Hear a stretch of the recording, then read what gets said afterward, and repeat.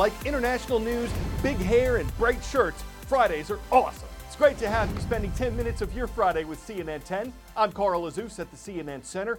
We're starting in the largest country in the southern hemisphere today. That's Brazil. It's also home to most of the world's largest rainforest. And large parts of the Amazon are on fire.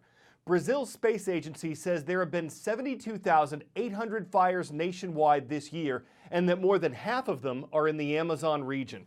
It's referred to as the lungs of the Earth. Scientists estimate that the Amazon produces 20% of the oxygen in the planet's atmosphere.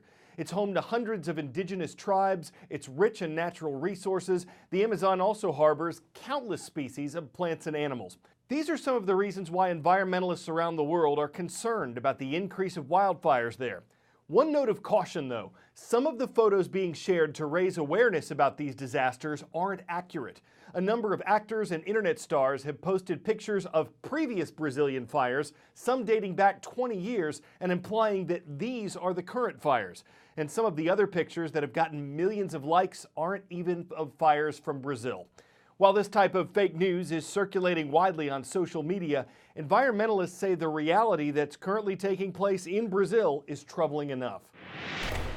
Brazil's largest city plunged into darkness, black clouds filling the sky.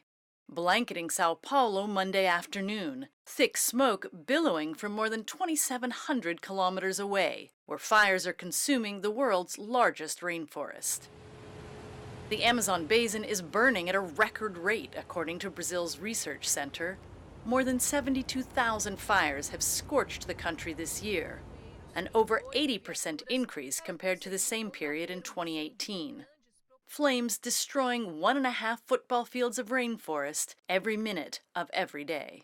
Smoke spreading across nearly half of Brazil, visible from space more than a week ago, even spilling into neighboring Peru, Bolivia, and Paraguay. Now the haze stretches across South America, spreading along the East Atlantic coast. The Amazon is a humid rainforest, so you may be asking, how are large parts of it being scorched by wildfires? Experts say even in the dry season, the Amazon doesn't catch fire that easily. Scientists don't know for certain yet what's causing the fires, but there's a lot of blame being thrown around. Some environmental organizations point to farmers, cattle ranchers, and loggers. For a long time, they've used fire to clear land, and the dry season, which peaks in September, is usually the most effective time for them to do this so their cattle can graze. So researchers say they're the ones behind most of the fires. Critics of Brazil's leadership say President Jair Bolsonaro is partly to blame. He's been accused of relaxing environmental rules and opening parts of the rainforest to businesses in an effort to improve Brazil's economy. For his part, President Bolsonaro has suggested that nonprofit organizations which have lost funding from the government might have started the fires because they're hoping to generate negative attention on the president and the government. And an environmental official within that government said dry weather, wind, and heat have caused the fires. While that debate rages on, activists are warning that if they're not stopped, the wildfires could turn parts of the Amazon into a dry savanna that's no longer inhabitable for a lot of wildlife. 10-second trivia.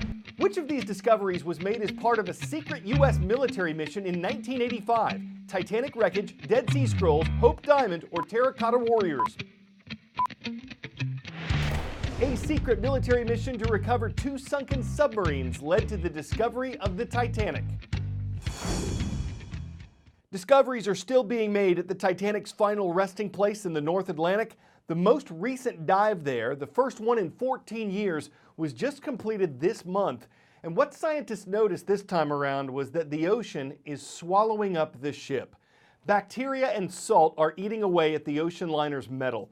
The pressure of deep water currents is taking a toll. The ship's hull is starting to collapse into the sediment. Some of the staterooms are going with it. And experts expect the deterioration to speed up until the ship's remains crumble to the ocean floor.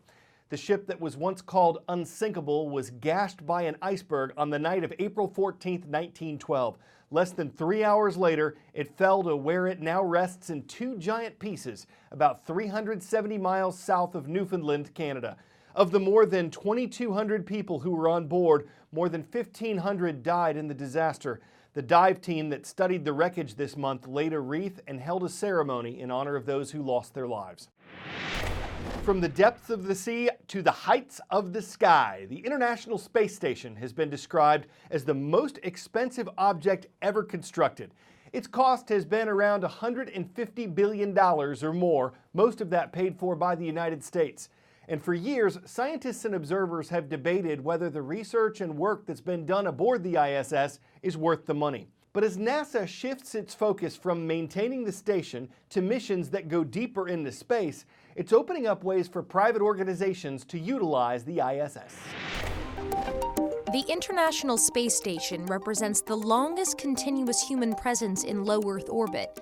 As a working laboratory, the astronauts are its researchers. The amazing thing about the space station is that it's a place where we do research, we're simulating aspects of future space missions, and at the same time, we also have commercial providers that are coming in and becoming part of the space economy.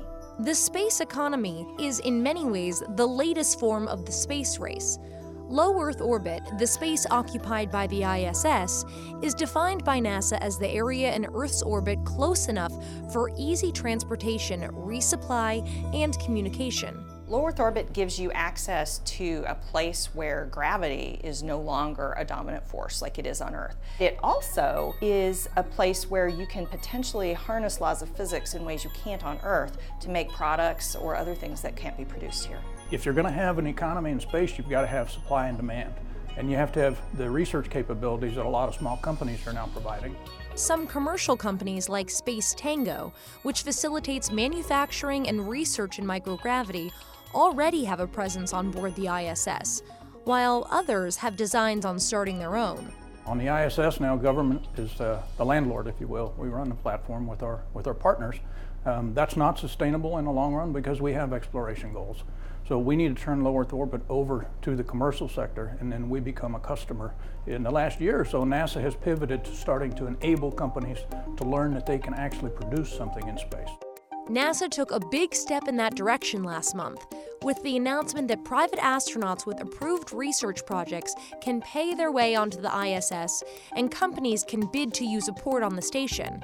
More and more, it seems, the human presence in low Earth orbit is set to expand in ways we've never seen before. Rachel Crane, CNN reporting.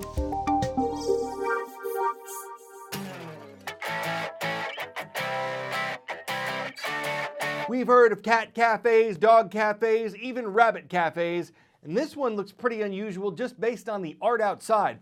But to actually share a cup of coffee with a raccoon, like a live, awake raccoon that you can pet, now that's something eye-opening. This business is in Ukraine. It's called Raccoon Cafe, of course. It features animals that have been socialized since they were babies, and it's so popular that the wait to get in is as long as half an hour. Now, some would not turn away from the very idea. It might not make a latte sense to have a cup of joe with a caffeine. Some would rather wear them than share with them, and that's a ring tale for another day. But if you couldn't resist the idea of making the mocha of an opportunity, one man's pest is another man's pleasure. I'm Carl Azus for CNN10.